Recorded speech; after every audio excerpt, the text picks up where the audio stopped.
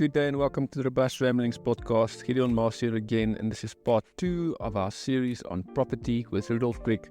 I hope you enjoy this. Please let us know with your comments as we share this on our different social media platforms. We also want to grow, and we're obviously open to all of your input. Enjoy this.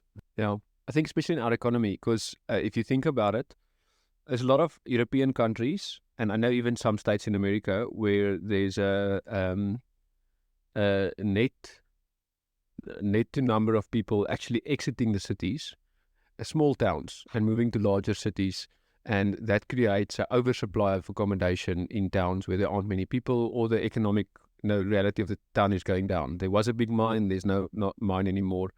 So in Potch's case, we're actually seeing a boom in our economy because a lot of people, due to remote work and migration, have actually moved towards our town. So I think that depends on where you live and how to think about it. What's interesting, though, is if I think of my parents, so in their context, if the goal would be, and that's what I'm hearing from you, is to have a net cash flow positive position, because that's how you build wealth. Not by keeping to pay in money, but actually working towards letting your assets make money for you. In their context, you would pay, let's say, 1.8 million rand for a property just in the city that they live in. It's growing a lot. It's in the Western Cape. There's what they call it, Western Cape tax. So it's 1.8 million, and you would get max 11,000 rand of rent from that, which from a net cash flow positive side, I mean, that does not make sense at all. The difference there would be, and I think this is one of those two different approaches, is capital growth value there would probably look different and be more, and rather than cash flow value. So then you have to have a much longer term view, because you're going to have the cash flow to sustain that until the point where your capital growth value is actually increased enough for that calculation to make sense. 100%. And I think you're touching on something that I want to maybe share some thoughts on. In my opinion, you definitely have got two very distinctive ideas of going into investments on whether it be apartments, townhouses, even houses, out of an investment point of view. You're not going to stay there, you're going to rent the place out. It's capital growth and seeking that, and rental yield, and maybe even rental escalations, kind of the shortfall idea. And obviously the rental escalation side will see maybe some capital growth, but that's not the focus. Yeah. Okay, so capital growth, especially, you see this especially in new developments. You'll see a developer is now going to develop 4 phases in one area, and so by phase 1 he maybe sells off the 3-bedroom townhouses for 1.5 million. I know some of these values doesn't necessarily make sense for you. Maybe you're living in the inner Pretoria and just like, well, can I buy a 3-bedroom townhouse for 1.4? I want one because maybe it's 2.4 by where you live. But the point is just, okay, so first development 1.4 million. But now obviously that development may take him a year and a half to complete, and then phase 2 he starts by selling the same build maybe for 1.55 million. Why? Because building costs have gone up, living expenses have gone up. There's just a reality of inflation, but it's still the same development, still the same area. And so now people that bought into phase 1 can just sell for the same amount that he's building for phase 2. Exactly. Yeah. So people that see capital value usually go for stuff like Western Cape tax, where they can buy now and maybe sell for 2 million in 3 years, where just a normal house in Potch won't give you that capital growth. It's just not possible. Or they will seek new developments. The risk involved in that is first, if you buy with too much of the bank's money, a lot of your capital growth gets eaten up by the 12% you have to pay to the bank. That's first, and then secondly, maybe you didn't time it right, and phase 3, 4, and 5 all get sold for the same price, and you're the only one that has got the property in the market for 10 or 12% more. Because that's your risk, is what is the actual capital growth going to be, and will it realize? 100%. And so what also happens sometimes is there's proof in the pudding, and it does realize, and then all of a sudden you're like, it happens, and then you buy in. That's too late. Yeah. The return on investment is already made by the people that sold just to you now. And then all of a sudden you wait for the 3 years to come, and those 3 years are not the capital growth list. So usually you see that in property. There's a first initial growth on capital. And that's usually stimulated, like I said, by a developer that might have built for a really competitive price get, obviously, he's building 100 units. So out of 100 units, he's making economy of scale. He might be making a little bit less of a return than you need on the one house you're going to buy and sell because he's got 100. But it's a very competitive price. So if you buy that and maybe the 2 years down the line, the 1 or 2 or 3 get sold, now it's just normal property. It's just part of the normal property realm. Now all of a sudden you caught that initial growth in capital, buying it in a competitive market for a good price, and then it got that first growth and now you're selling it. But that stops.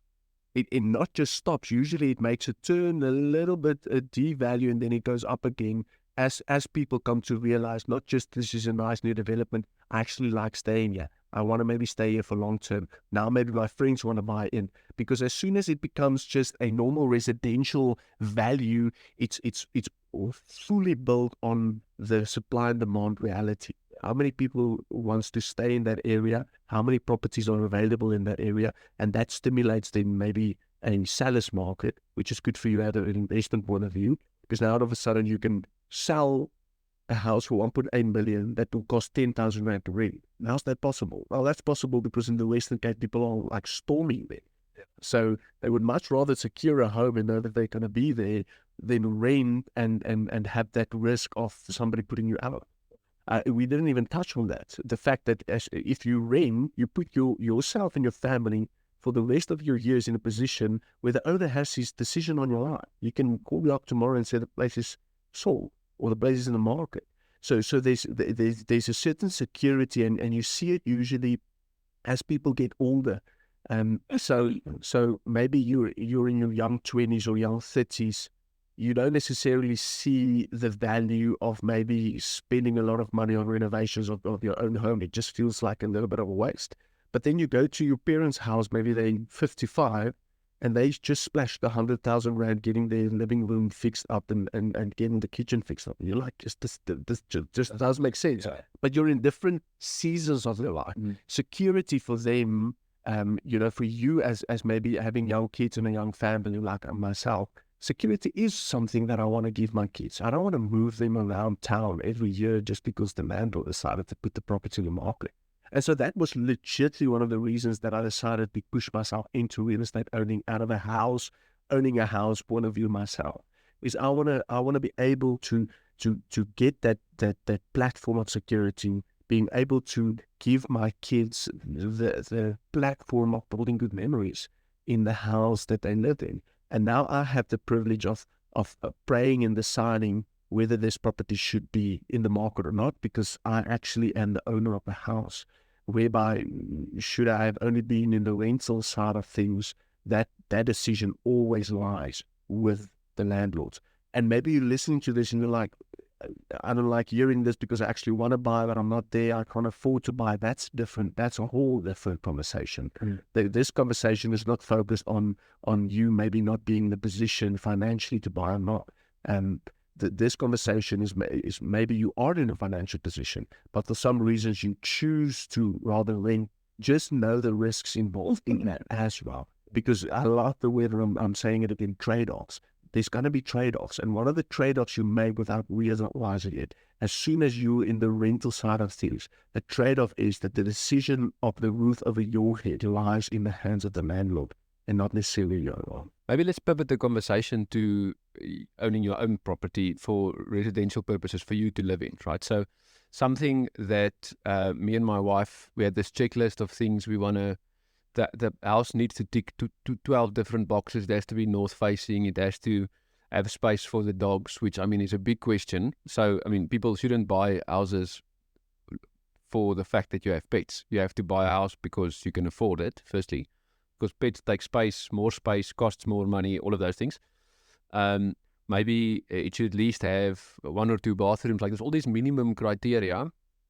Firstly, the criteria we have, and this is something you spoke into my life in when we went through the process, is if you look at your upbringing and you compare yourself not just to your friends, because your friends who buy houses are what one of my other friends refers to as house poor. So they spend all of their salary to own a house, and then they look like they live this amazing life, but their net worth is zero because they've got a bond. They don't have a house. The bank has a house. and the bank has them as a debtor. That's basically what it comes down to. So is to look at what those checklists are based on your own background. So something, Rudolph, that you shared with us is don't look at what your parents are living, where they are living, because they've worked for the last 30 years to be there.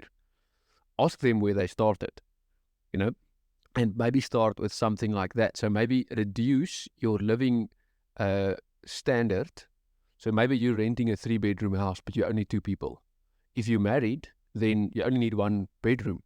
So you don't need a 3-bedroom house. You can maybe buy a 2-bedroom house, and you can pay, well, in our context in Potch, between 6,000 and 9,000 rand worth of rent. Some areas even cheaper. But maybe you can afford the 6 to 9, but you can't afford the 12 for the 3-bedroom house. Something I've realized, it's actually better to then reduce your standard and pay off the 6,000 rand a month, pay off the flat that's going to cost you 600 to 1 million rand, if you can afford it. And then you build from there. You don't have to go for the big prize quickly, because properties, it's a long game. No, definitely. So I think the big thing for me is to have the bigger picture idea first before you jump into the smaller things, because usually you can quite easily get attached or strangled by the smaller detail of things. Kind of like building a car or buying a car, and then you're opening up the engine and you've got all these thoughts running, like what does the pistons look like, and there's some things that if you're not a mechanic, you're just not gonna know. Yeah. And then you take the car for a test drive. There's ways of kind of feeling what the engine is doing, but you're not going to take apart the whole engine, make sure every part is fine, then put the whole engine back, and then, okay, yes, now I'll buy the car. And sometimes with the housing, you don't have the big picture idea first. You find yourself taking apart the engines the whole time and just saying no to every single property, because you want, like you said, you want to buy a house like your parents, but not like your parents. You want an open plan kitchen. You want to redo listen, dude, your parents are probably staying in a 2 million rand, 3 million rand paid off house, and you 30, not even making enough money to pay that bond, or even getting enough cash to be credible for that amount by the banks. But you're looking for something like that, but you don't like the carpets in your parents' house, so you're going to look for something like that, but with vinyl floors. You're not going to be able to get that. You're not going to be able to secure that. So having the big picture first is very important. The big picture things are, in what area, what suburb in your city do you want to stay in? And that can be for various reasons. It can be for safety. It can be for just efficiency, time to work, whatever. I mean, if you live in the city, the area is important because you've got traffic and all of those things. I think cost, probably the main thing as well. Certain areas have more affluent residents, so there's a financial value determined by the type of people that live there as well. 100%, and even maybe your own idea or good research that you've done for the remarketing value of the property. There's people that have made quite a good return buying property that was prone to come up as business right properties, because the street was just developing in this whole business street. And now you maybe bought the 12th last residential house that might go into business, but you paid a really good price. So whether it goes into business or not, it still either gives you that good standpoint of staying there for how long we ever want to, because you kind of want to be in that area. And should it come by where people come and just say, can I buy this house up from your hands, and maybe put business stuff on. There was a time where Moreland Street was just residential houses. Now you drive on Moreland Street, it's just 3-story student houses. People sold their 4-bedroom houses for 6.8 million rand in a season where the most expensive property in some of the big suburbs weren't even selling for that price, because there was a certain value of development. And then there were people in that season that said, but if you want to pay 6 now, maybe in 2 years you're going to pay me 12. And then all of a sudden in 2 years, they're not paying you 12, they're paying you 2. Why? Because you lost that season, that opportunity where everything built up to a point, and then usually some things build up to a point and then it doesn't build anymore. Well, because they wanted to build maybe 53 stories. You thought they're going to build 100, but they didn't. They just built 50. Yeah. And now your house is just a house that maybe can be rented to students, but it definitely doesn't have a 7 million rand price tag on it. Yeah. So definitely bigger picture, what area, for the reasons you said, and then I would say bigger picture in terms of what the house should bring to you. Like I said, in our city, a big thing that people hunt for is houses with flatlets on, and that's great. I mean, that is your kind of perk, and that's the perk. And maybe you're 40, 50 years and you really want to buy a house that places you and the kids, and you love swimming, and the swimming pool is just a must. and then try and figure out how to buy a house. Don't pay 100,000 rand more than the house next door just because it's got a little swimming pool on it. Because then maybe you could have just sink in your own swimming pool. So be wise in terms of those smaller decisions, because sometimes you pay unnecessary for things that you don't realize wasn't maybe that expensive to do yourself, or just do a little bit of a renovation. But then again, maybe you're buying stuff where you're going to just like, I'm quickly going to redo the kitchen, quickly going to redo the full bathrooms. I'm going to sink in a swimming pool. That might cost you upwards of 500,000 rand. So now all of a sudden, you must make really sure that the house that you are now going to push all the capital in is still going to have its value, because that's where the whole overcapitalization of a suburb comes in. So as soon as you've got the bigger idea, financially, definitely come to us. We'll connect you to a bond originator, and she can do you a pre-approval. It's not going to cost you anything. It's going to give you an idea of what the banks might be willing to borrow you, and that gives you a great idea of where to start. Because in Potch, for instance, if that is in and around R1 million, you've got an option. Either buy a house, which might be in a suburb where you might have heard not necessarily to invest your money, but if you invest your money in that specific suburb in a good street, it might be a different story. That's our story. That's your story. 100%. I mean, it's exactly that. It was an area where we typically would not want to stay in, just because that's the standard of living that we wanted to choose. We saw the street that we've never seen before.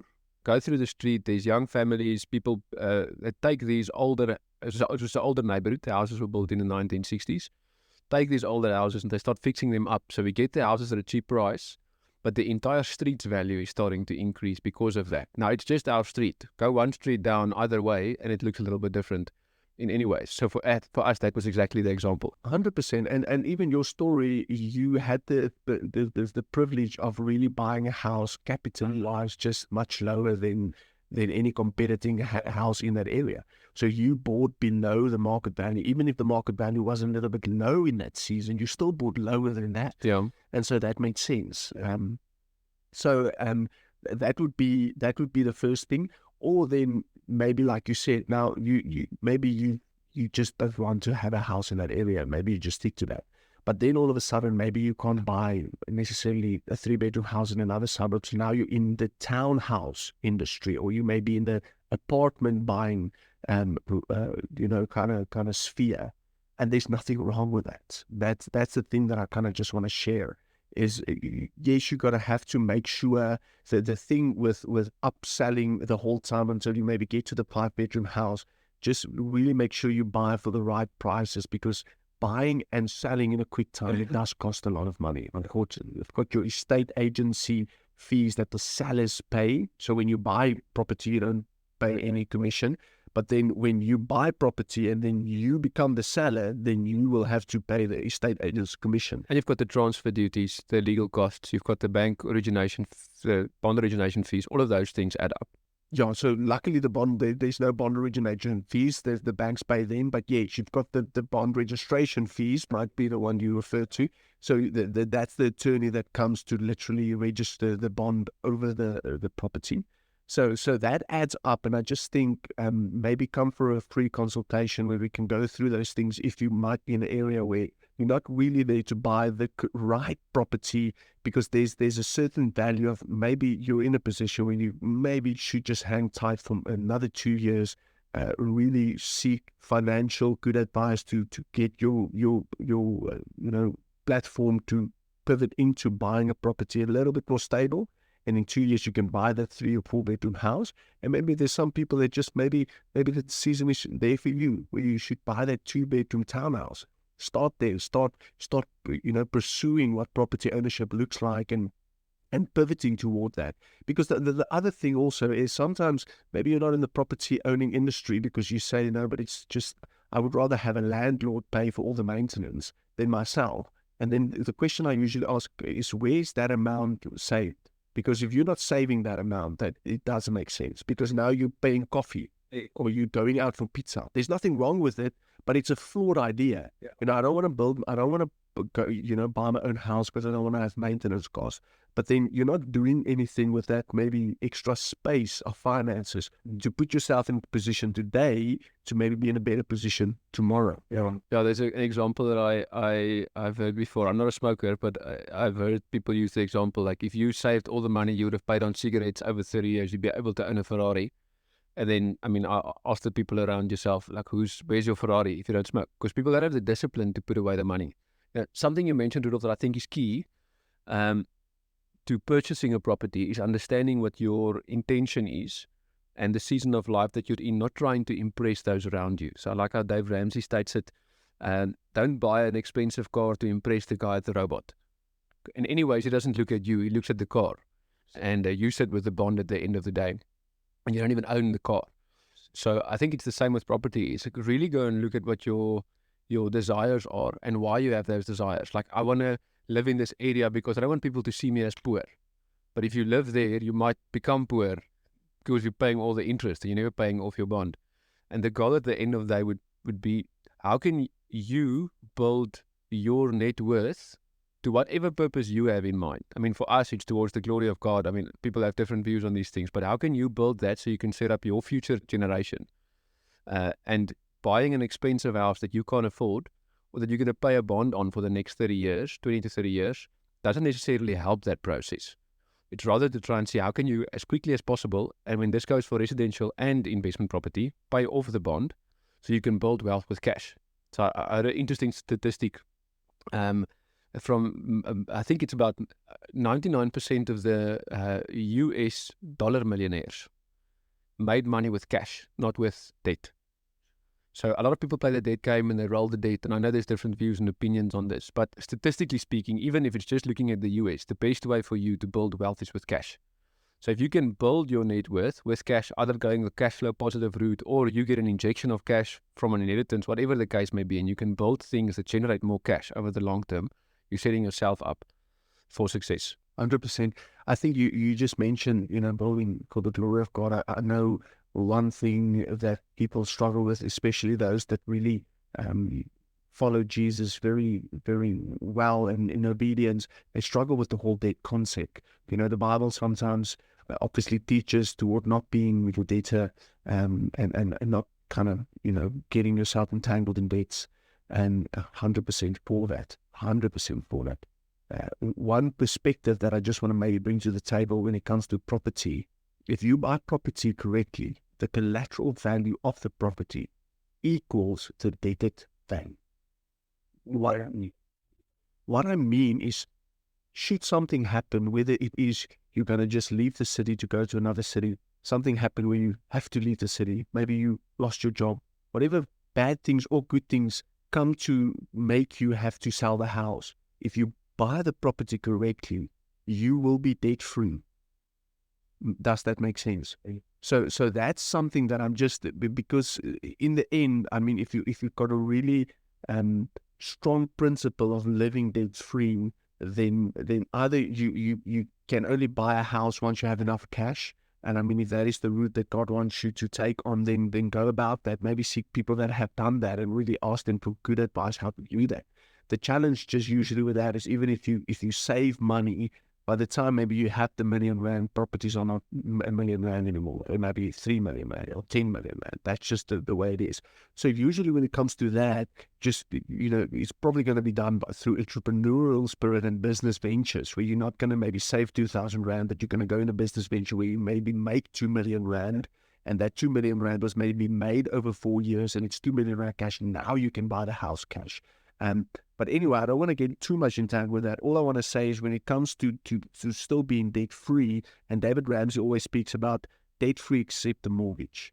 And what I believe he's also trying to say is that should you come to a point where you have to sell the house, you're 100% debt free, because the house that you are selling is the debted amount is as much or lower than the immediate market value, not the financial value that you see on your insurance policy, because that's just what it's going to cost to rebuild it, like we said, the market value. So even in a low market, is your house in the current low market worth the amount that you owe the banks? Because if it's not, then whatever amount you are going to be sitting with, whether it's 50 or 100 or 200,000 rand, that is short-term debt. It's long-term debt now, obviously, so you have space to pay it off. But if something happens, you have to sell that house, that is going to be short-term debt.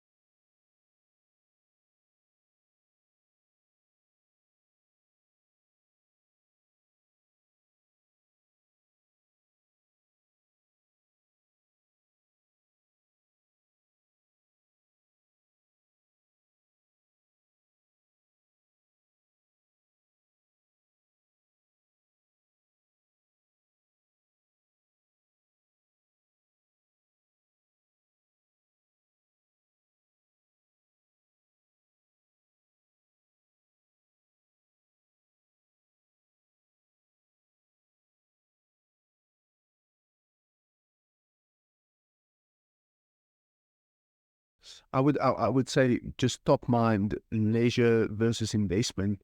And what I mean by that is, I mean, some listeners may have gone to a 50,000 rand worth of vacation in the last 2 years because it was for leisure. Yeah, and they invested obviously a lot of time in relationship with each other and had great memories and stuff like that. But some money we just spend because of leisure. Sometimes the car we drive or the vacations we go to, or maybe even the eat out treat that you and your wife just went to Monday evening with dinner night or whatever that may be. It's money that was spent for leisure, and there's value in that. There's obviously some foolish ways to do it as well, but there are values in that. And so sometimes, yes, there might be things that you hate that one wall that just keeps separate from the kitchen and the living room, and you don't have guarantees. If you've got 50,000 rand, then maybe postpone the vacation in December, eat out the wall, and just get a better leisure in your own home, whether you're going to get the money back or not. Challenge is when you pay that money, knowing and trusting that you're going to get it back. That's usually when you fall short. And that's usually when you're frustrated with the agent or whoever tells you, listen, this property is just never going to be 1.8 million rand worth. So I think the way you just kind of went through the process of thinking about it is exactly the way you should. And I want to maybe share something. Get an agent that you can trust. I know it's difficult, but get an agent you can trust. If I can, the 4 properties that I've been involved in the personal manner of buying, 2 of them were through other agents in town. And the one was specifically in a season where I was already an agent. But there was a value for me just realizing that it wasn't my listing, and I wanted to honor the agent that brought the property into the market. So I bought the property. In the end, I'm not the one paying the commission. People will say, "Yeah, but you buy the property if it's 1.35 million and it's 50,000 commission, you paid it." No, you didn't pay it. The seller literally receives the money and he pays it. The attorneys do the necessary transactions. But if you want to offer 1.3 million, and the agent still has to negotiate whatever he has to negotiate with the seller, you as buyer can offer an amount that you want to offer, and then the rest is the rest in terms of seller's commission that is paid. It's only on auctions where it's usually buyer's commission. But the point I'm trying to make is try and seek out an agent that you can really have these conversations with, because they are in the market. They see the properties that come through. Sometimes they even have properties that's unlisted. That the owners just said, "I'm willing to sell my house, but I'm not going to list it publicly." And so if you're not in the area of speaking to some of these agents, then you might just miss out. But the thing is, the biggest question you have to ask yourself working with agents is my agent fully seeking the benefit of me as a buyer in this vicinity? Not just alone, he has to seek the benefit of the seller as well. I'm not saying that, but is he on your team? If you can say, my agent taking me to properties in and around town is on my team, then I say, go and pursue to buy the best probable investment or house with that agent, because he's going to be able to help you with that. Otherwise, you have to sit, in front of your own computer thinking, where do I get the information? We've got this information available to us at the point of our fingertips. So, and that was even in our... Yeah, we had like 5 or 6 at least conversations and coffees apart from the different listings we went to look at. In terms of this, 100%, and that's important. Now you know, you know pretty well what that area is worth, and that's great because you've got a house in there. How many people living in houses have got no idea?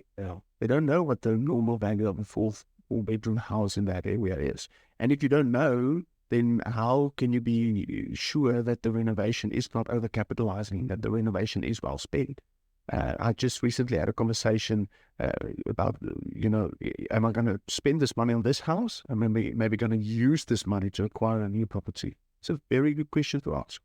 So I would say a few tips and maybe something that you can really just phone me up on this is really make sure that you work through a bond originator. They don't cost anything. They're really good. They fight me 100%. I just recently shared it with my colleague. There was an apartment that the people wanted to go to their own banks directly. The banks didn't give them what the minimum required interest rate on the contract was. So without that minimum requirement, the contract wasn't binding on both parties' end. Their own bank didn't give them that amount. I shared with them, let's go through the bond originator. As I said from the beginning, the bond originator got from their bank, the same bank, a much better lending rate. And now all of a sudden it's binding, they can buy the property. And it's impacting the next 20 years of the repayment, or the next 8 years if they repay quicker. So bond originator, definitely. How many services that really benefit you for the next 20 years can you opt in for without paying them? Yeah, there's none. The banks pay these people and they work on your behalf. Yeah, and they've got the connections at the bank to make things happen that you don't have. 100%. So that's firstly, and secondly, really push into getting an agent that really feels on your team. And whether it be investment or not, my other colleague Donovan had a conversation with a guy that he owns over 100 million rand worth of properties, of what we know of. And his conversation with Donovan was, you're one of the first guys that understands this part of the industry. He had a little bit to do with short-term rentals and contracts and involvements and investors and structures and stuff. But the fact is, now Donovan has got a great credibility with this really big investor in property. And should Donovan call him with whatever possible opportunity there are, he's calling him upon the credibility of the story. So I know people that says, I won't buy investment property through agents that doesn't invest themselves. Yeah. I'm not saying that's true. I believe there are agents that doesn't invest themselves that might have a great investment opportunity. But the thing is just the people usually say that because they want a certain credibility. And I want to be sure that I can trust your opinion, and your opinion is worth more if I know you've risked it yourself. 100%. There's properties in this in Potch where I can say, well, if you want to know if I will buy it, I did. Well, I did buy a property in that area. I did buy a property in that apartment block. Well, so if you ask the questions whether I will invest my money, I already did invest my money. Yeah. That's why I'm saying a year down the line, I would still do that. So yes, I believe this is a good investment. That doesn't make it true. Remember, I'm not the perfect plumb line of saying if Rudolph says this is a good investment, he's 100% sure that in 10 years this will stay. But currently, with what is on the table and maybe a few ideas and really pushing towards, I lean currently more toward the rental escalation side of all the wealth than I do to the capital escalation side. I think also in our city, that's our context. That's our context. So that's more where I lean to.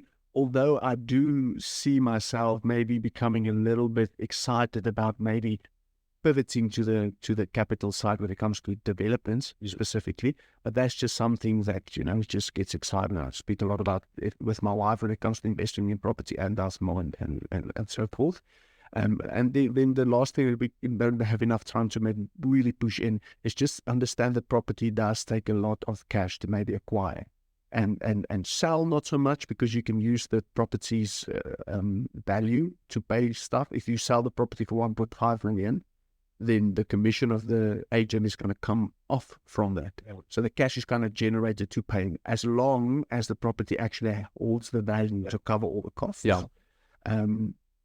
Bridging finances come in there when you don't have maybe enough money for COCs and stuff, or you don't have cash, but the property has got enough cash reserves after the whole process ends to bridge the money. There is also an option, and just as buyers understand that, get the facts right when it comes to the upfront cost. Yeah, there's nice calculators you can use. I mean, go Property24's website. I don't know if you guys have calculators on your own website as well, but I mean, those are good tools that you can use to actually get a good estimation of what you realistically can expect. So yeah, Rudolph, thanks. Appreciate the time.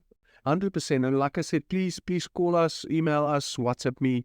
I want to help. I'm very passionate to see people really buying the house where, like, just even having coffee at your place, just walking in there, seeing what you did with the kitchen, and just being like, I had the privilege of being a part of it, and it makes my heart warm, and I'm glad for that. And it doesn't mean that, maybe there are some moments in the 207 properties that we as an agency have been a part of. Maybe there were times where people felt like, I'm not so sure, but it's never about me promising, or, it's not. I always tell people that this industry is easier selling than many believe, because I'm not selling my own product. I've got the privilege of partnering with a seller to sell his property to the buyer that at that specific stage in the economy feels toward buying the property for the reasons that the buyer has. And I can partner with them both in that. It's not like trying to sell my bottle of water to you because I believe it tastes nice. And that's important, because that means I don't have to promise you the sun, moon, and stars surrounding this. I have to give you enough information for you to make a wise decision. And obviously, sometimes there is a leaning a little bit toward the agent when the benefit of the doubt comes in. We're like, yes, ma'am, can I? You really feel my money is safe here? And then usually the agent shouldn't just say yes. You should maybe say, yes, listen, let me take you through it again. The nominal value, upper value of the area is 1.6 million. You're paying less than $1 million. So even if my calculations are wrong with like 85%, you still say, I really believe you're okay with buying into this. And as soon as agents don't really want to maybe give you that information, or feel kind of, pushing you off certain questions about certain things, you have the privilege of maybe phoning up a few other agents in town and just saying, can I maybe have you, have your opinion? And there is one suburb in Potch that I don't work in that suburb. For that reason, I don't want to push you to invest your money in that suburb. It's just not a suburb that I would touch my money on in any season. And the one time where people bought into a development there, they had just so many issues and stuff. And so sometimes you have to make that decision. Yeah. So Awesome. Rudolph, thank you. I know you guys have a high value on trust and transparency. So, I mean, I trust you, and I could recommend Rudolph as well. So, I mean, even if you're not based in Potch, they also do work in other cities across South Africa. So I want to encourage you to please give them a call. And yeah, hopefully this was something valuable for your future property journey. And I look forward to hearing your comments on this. Thanks, Gideon. Thanks for having me. It's been a pleasure. I just want to say thanks to everyone for listening. And I just want to encourage everyone just to subscribe, go to our social media pages, Instagram, LinkedIn. And if you guys are keen on booking a call with us, to do a session with us and just have good chats, book a call on our Linktree link, and see you guys in the next one. Thanks.